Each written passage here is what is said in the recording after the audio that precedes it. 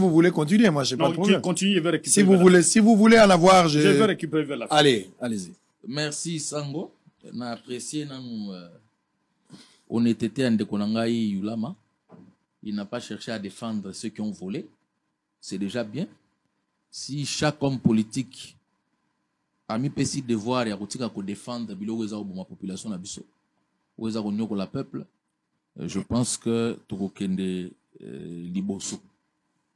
Et si quand on est d'accord, tant que la propagande, la propagande, la publicité, rapport, chantage politique, chantage, non. Ce qui on a besoin de la publicité. Nous avons des éléments sur lesquels il faut faire la publicité. Notamment le fait que DGI a triplé la recette, 1,5 milliard de dollars. Il est là au salamate. Donc, on a des éléments pour faire la publicité. Otoko beta na ngongo ngatongo midi pokwa bota la recette mbongo kota na caisse à l'état. Mais eloko lokwa oyo makambo a soni, on est obligé d'en parler pour être ce qui pota e bandiko bimatofina pobo sokolonga faut ndima boko tisa coton na kati. Il faut ton ndima douleur ya soni oyo poto se rassurer te makambo boye ko banda la malisusu te. Le loyo Jekamine komi appauvri. Bato bakanisaka ba ressources ya sous-sol ezalaka inépuisable. Te. Minéraux ezalokola bilanga te. Bilanga ezali boloni lelo, bolie, bobuki bolie, année prochaine boloni lisusu. Minéraux soki bobimisi yango déjà na mabele ekei. En l'an 2000, ba estima ki ba réserve ya cuivre ya Jekamine à 35 millions de tonnes dans l'an 2000.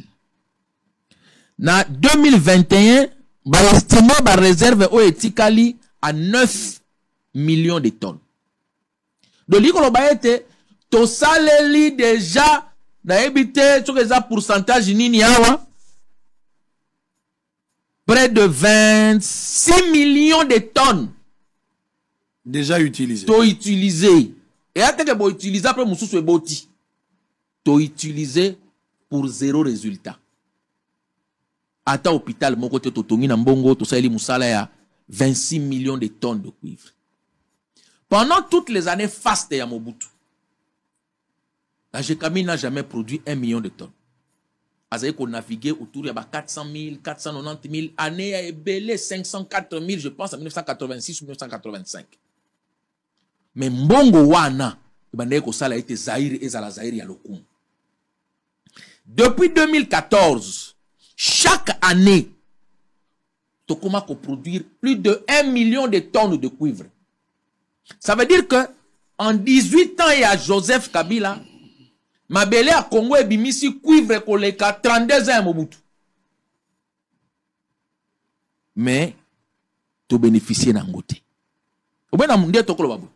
Jekamine ana nyongo ya 94 millions de dollars ba oba benga dette du personnel ba to ba kenda retraite bo pesa bango des comptes finalité ba arriéré ba salaire 94 millions.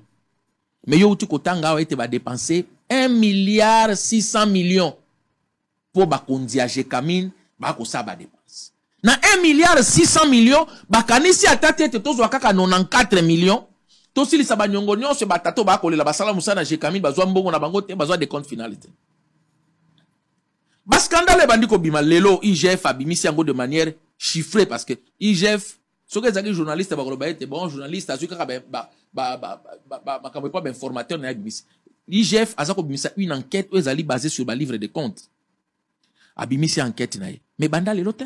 Déjà il y a quelques années en 2015 scandale bimaka makasi. Peut-être que dans kango déjà na plateau na yo tango ba Seda Canada Getler équivalent à 880 millions de dollars ya ba royalties ba droit ya Congo na mina ka c'est ba cédé en retour to zwa kinini c'était contrepartie za la kinini et l'autre côté les loyo ba actif ya Jekamine les autres à la cédé de 4 manières ya liboso ali apport bosali joint venture ndeto sana ba société belé bon to sangana biso tona ba minéraux mais to na technologie te to tona ba machine te bino boya to sangana pour to exploiter yami balezali amodiation. Amodiation ezali lokola ko louese. Bon, oza mabele na biso, to kosanga la tête ça l'ensemble benga la louese o mabele. Pana mibubu. O futaka lokola loyer. Yamisa to session de part, neto na auto par exemple là bazu va céder ba royalties, va céder ba droit et pas ya nan. Ya Dan Getler. Yaminei contrat mine contre infrastructure. Na 4 méthodes o union soyu. Ata moko eboteli Congo résultat ya malamu ezate. Na ba juin 28 ba partenariat non so basala. TFM tenke fungurume. Na 1996 par ya Jekamine ezaki 45%. Par ya ba partenaire 55. Na 2005 par ya Jekamine komi 17%. Na 2020 on a kelele sa mabeki ba bongisa balongoli so na 17% ba komi so na 20%. Tout ça parce que ça na bato autant basaka ba négociation wana ba ebinde ba se retrouvaka. Na ba pas de porte. Pas de porte ali mbongo ba yaka ba futi tango boko ba ba d'accord na ebandeli. Lokola kanga lopangu. Ba ye ba futi. Na ba pas de porte nyonso e futama wana Jekamine awo. O trace na ngwe monana na compte général du trésor. Exact. Ba royalties o ba ko futa après. Mbongo mona na compte général du trésor. Exact. Bango moko balobi te, ezalaka soki to sali boye, mbongo tan ko ta tozo gérer mabe, mbalo to sali to memeli bino le contrat du siècle, contrat chinois. Ezakaka, bango bazui minéré, ba tongeli biso ba sali biso misala. Qu'est-ce qui était prévu?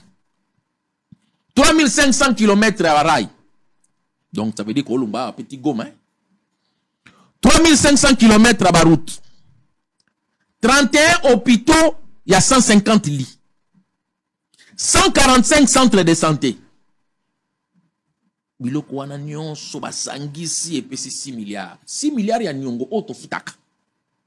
Ma minere ya kobima ya kufuta nyongo wana. Wapi transport hôpitaux. Hôpitaux ya ngoza.